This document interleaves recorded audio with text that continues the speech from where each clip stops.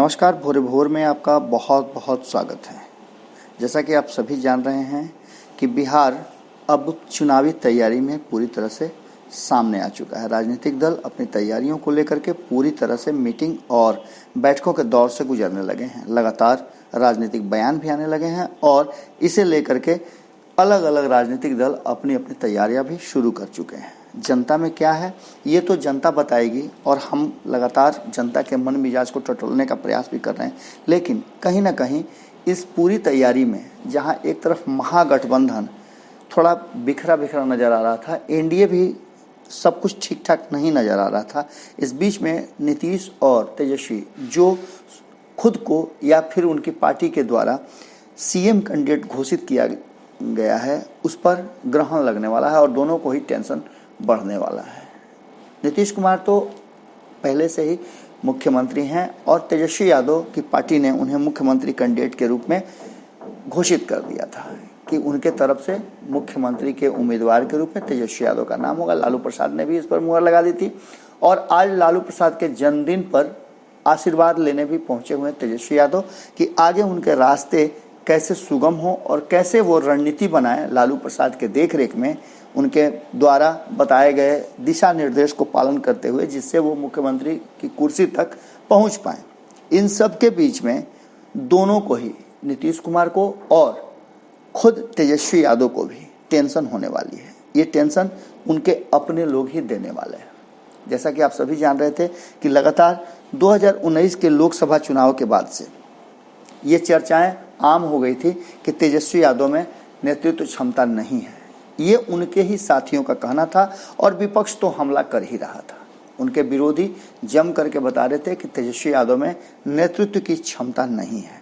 लेकिन इन सब के बीच जिस तरह से उन्होंने अपनी पार्टी का संचालन किया और लोगों को लेकर के साथ चल रहे थे, वो एक लंबे समय तक चला। अधिकार और सम्मान की बात करके कई बार जीतन राम मांझी ने तेजस्वी यादव पर टारगेट किया। हालांकि और भी दल, जिसमें कांग्रेस को छोड़ दिया जाए तो लगभग सभी दल या ज्यादा कदा कांग्रेस के तरफ से भी आवाज उठते रहे हैं कि कहीं ना कहीं तेजस्वी यादव पूरी तरह से विपक्ष की भूमिका में नहीं है। इस बात को लेकर के उपेंद्र कुशवाहा शुरुआती दौर में विपक्ष की भूमिका में आए और उन्होंने महागठबंधन की तरफ से कई प्रयास किए, जो प्रयास लगातार दिखे भी। उन्होंने हर बार सरकार को परेशान करने का, सरकार की कमियों को उजागर करने का काम किया, जिसमें शिक्षा को उन्होंने टारगेट किया। इसके अलावा और भी कई बात सामने आई थी। इन सब के बीच मुकेश सहनी भी उनके साथ नजर आए और जब उपचुनाव हुए लोकसभा के बाद उसमें साफ दिखा कि महागठबंधन में एकजुटता नहीं है। उपेंद्र कुशवाहा और कांग्रेस के लाख समझाने, मान मनोबल करने के बाद भी जीतन राम मांझी और मुकेश सहनी दोनों ही इस बात को लेकर के कि तेजस्वी यादव उनसे बात नहीं करते, मंत्रणा नहीं करते और जिस तरह से महागठबंधन चलना चाहिए वो उस तरह से नहीं चल रहा है, कोऑर्डिनेशन नहीं है। और जब कोऑर्डिनेशन ही नहीं है तो ऐसी स्थिति में थोड़ा सा असहज हो रहा है साथ चलने में। अब इन सब बातों के बीच में जीतन राम मांझी तो लगातार बोलते रहे हैं, पर मुकेश सहनी इतना ज़्यादा वोकल नहीं थे, पर उनके हाव भाव से ऐसा लग रहा था। और आज भी वो ये तो कहते हैं कि वो महागठबंधन के हिस्सा हैं, पर ऐसा भी नहीं होना चाहिए कि जिससे परेशानी हो और किसी को लगे कि कोई डोमिनेट कर रहा है। जब कोऑर्डिनेशन बनता है तो किसी को डोमिनेट नहीं बल्कि आम सहमति से काम करना चाहिए। छोटे और बड़े दल नहीं होते हैं, सभी बराबर के नेता होते हैं। संविधान ने सबको बराबरी का अधिकार दिया है और ये बातें सभी को ध्यान में रखनी चाहिए। हम पूरा सम्मान करते हैं और हम लगातार प्रयास कर रहे हैं कि कोऑर्डिनेशन कमेटी बन जाए, पर नहीं बना। जीतन राम मांझी ने भी कोऑर्डिनेशन कमेटी बनाने के लिए लगातार दबाव डाला था। अब इन सब के बाद जब सहमति नहीं बन रही है और चुनाव की तैयारियां हर तरफ से तेजी से शुरू हो गई हैं, तो सभी दलों को इस बात की चिंता हो रही है कि आखिर आगे आने वाले चुनाव में विकल्प क्या होंगे और कैसे हम चुनाव में आएंगे। इन सब बातों को लेकर के हमने आपको पहले ही बताया था कि तीसरे मोर्चे की कवायद बहुत तेजी से चल रही है। आज तीसरे मोर्चे की कवायद की जांच पड़ताल करने के लिए संपादक नमन मिश्रा जब निकले तो कई नेताओं से उनकी बातचीत हुई। हालांकि सभी ने ऑफ द रिकॉर्ड बहुत सारी बातें कही, लेकिन ऑन द रिकॉर्ड कई नेता इस बात को मानने के लिए तैयार नहीं थे। जब हमने मुकेश सहनी से बात किया था तो मुकेश सहनी ने साफ तौर पे कहा था कि नहीं, हमारा कोई भी प्लान तीसरे मोर्चे का नहीं है, हम महागठबंधन में हैं और महागठबंधन का ही हिस्सा रहेंगे। उन्होंने साफ तौर पे कहा था कि मान सम्मान के साथ हम कोई समझौता नहीं कर सकते हैं।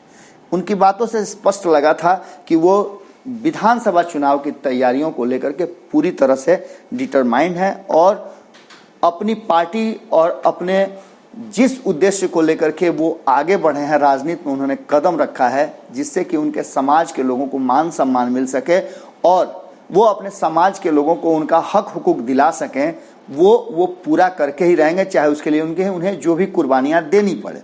साफ तौर पे मुकेश सहनी ने कहा कि जिस तरह से हमने राजनीति में कदम रखा है, हम एक बेहतर जीवन जी रहे थे, पर हमारे समाज के लोगों को जब भी हम देखते थे तो हमें चिंता होती थी, हमें दुख होता था कि हमारे समाज के लोग बहुत हाशिए पर हैं और जितनी भी सरकारें बनी उन सरकारों ने उस समाज के प्रति कोई ध्यान नहीं दिया।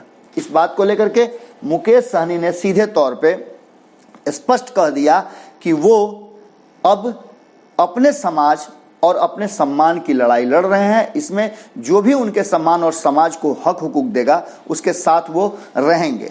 मुकेश सहनी से जब हमारी बातचीत हुई तो उन्होंने जो कुछ भी कहा हमने आपको दिखाया। इसके बाद जब हमारी बात आरएलएसपी से हुई तो आरएलएसपी के तरफ से भी यही बातें लगभग दोहराई गई। माधव आनंद से हमारी लंबी चौड़ी बातचीत हुई। उन्होंने सीधे तौर पे कहा कि बिहार को अभी ज़रूरत रणनीति और राजनीति की नहीं है, अभी चुनावी समर में तो है ही, लेकिन जिस तरह से हमारा सोच है और हमारी पार्टी का सोच है, उपेंद्र कुशवाहा सोचते हैं, उनका सीधा सोच है कि बिहार में शिक्षा, रोजगार, किसानों की स्थिति और सुरक्षा ये सबसे अहम मुद्दा है। इस अहम मुद्दा पर उन्होंने कई ऐसे डाटा हमारे सामने रखे, चूँकि वो एक अर्थशास्त्री भी हैं और कई ऐसे विभाग हैं जिनके साथ उन्हें काम करने का अनुभव प्राप्त है। उन्होंने सीधे तौर पे हमें डाटा से समझाया कि किस तरह से बिहार में पिछले 15 सालों में नीतीश कुमार ने बहुत सारी ऐसी बातें कर दी हैं जिसको लेकर के बिहार पिछड़ता चला गया है। आंकड़ों में तो बिहार पिछड़ा हुआ है ही, इसके साथ साथ अब स्थिति और भी गंभीर होने वाली है।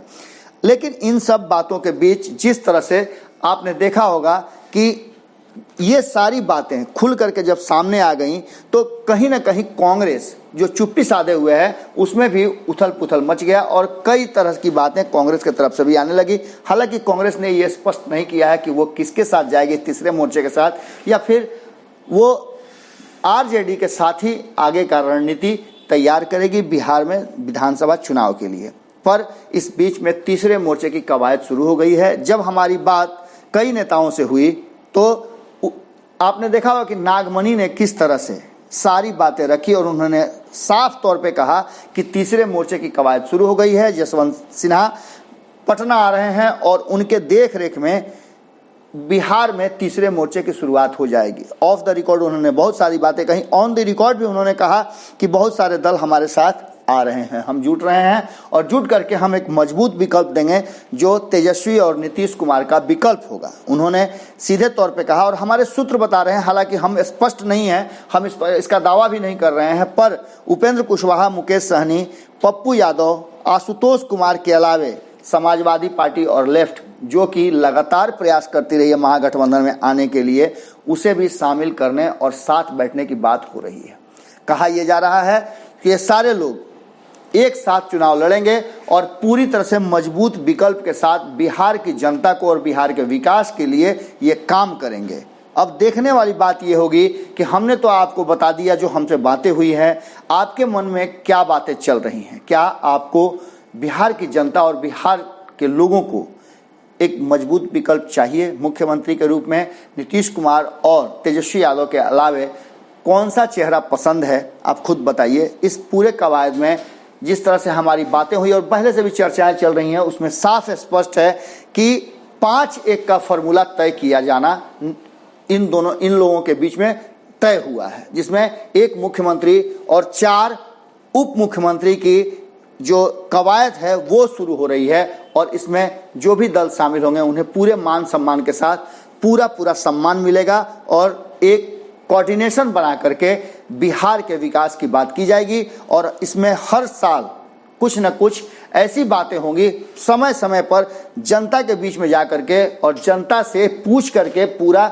ये सरकार अपने आप के अपने नियमों को, अपने कानून को और योजनाओं को लागू करेगी।